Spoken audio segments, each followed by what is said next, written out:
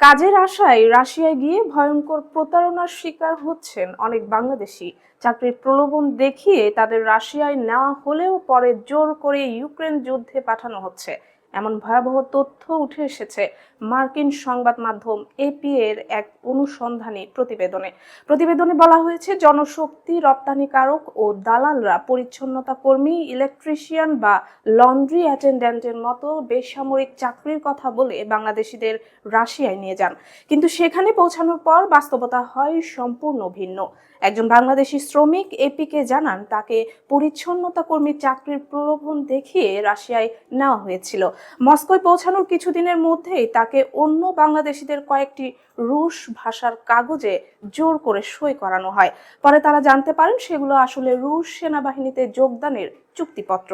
চুক্তিতে সই করতে অস্বীকৃতি জানালে বা প্রতিবাদ করলে শুরু হতো শারীরিক ও মানসিক নির্যাতন। এক পর্যায়ে তাদের একটি সামরিক প্রশিক্ষণ ক্যাম্পে পাঠানো হয়। সেখানে ড্রোন চালানো, ভারী অস্ত্র ব্যবহার এবং যুদ্ধক্ষেত্রে আহতদের সরিয়ে নেওয়ার মতো বিপজ্জনক কাজের প্রশিক্ষণ দেওয়া হয়। ওই শ্রমিক যখন এজেন্টের প্রতিশ্রুতির কথা রুশ কমান্ডারকে জানান, তখন অনুবাদ অ্যাপ ব্যবহার করে কমান্ডার জানায় দালালরা তাদের রাশিয়ার কাছে বিক্রি করে দিয়েছে এবং এখন থেকে তারা রাশিয়ার সম্পত্তি। এমন অভিজ্ঞতার শিকার হয়েছেন আরো অনেক বাংলাদেশি। একজন ইলেকট্রিশিয়ান গ্যাস প্লান্টে কাজের আশায় রাশিয়া যান। কঠিন আবহাওয়া ও শ্রমের কারণে তিনি নতুন কাজ খুঁজতে থাকেন।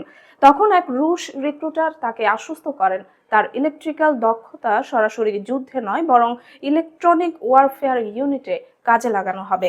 কিন্তু 2025 সালের জানুয়ারিতে তাকে যখন যুদ্ধ বিধ্বস্ত ইউক্রেনের আবদিভকা শহরে পাঠানো হয়, তখন তিনি বুঝতে পারেন তাকে প্রতারণা করা হয়েছে। সেখানে তাকে জানিয়ে দেওয়া হয় যুদ্ধ করা ছাড়া তার আর কোনো উপায় নেই। সামান্য ভুল বা আদেশ অমান্য করলেই বেলচা দিয়ে মারধর, হাতকড়া পরানো কিংবা বেসমেন্টে আটকে রেখে নির্যাতন করা হতো। নিখোঁজ ও নিহত শ্রমিকদের পরিবারগুলো চরম উৎকণ্ঠায় দিন কাটাচ্ছে।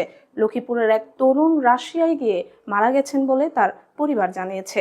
আবার 2024 সালের ডিসেম্বরে লন্ড্রি অ্যাটেন্ডেন্ট হিসেবে যাওয়া এক ব্যক্তির স্ত্রী বলেন, ফোনে তার স্বামী জানিয়েছিলেন তাকে রুশ সেনাবাহিনীর কাছে বিক্রি করে দেওয়া হয়েছে। যুদ্ধ করতে অস্বীকৃতি জানালে খাবার বন্ধ করে দেওয়া বা গুলি করে হত্যার হুমকি দেওয়া হচ্ছিল।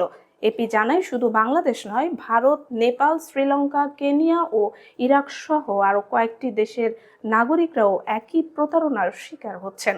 অনেক ক্ষেত্রে দালালরা পরিবারকে বোঝান রাশিয়ায় যে কোনো চাকরির জন্য সামরিক প্রশিক্ষণ নেওয়া বাধ্যতামূলক।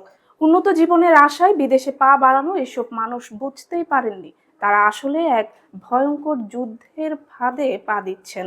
সেই স্বপ্ন এখন পরিণত হয়েছে মৃত্যু ভয়ের দুঃস্বপ্নে।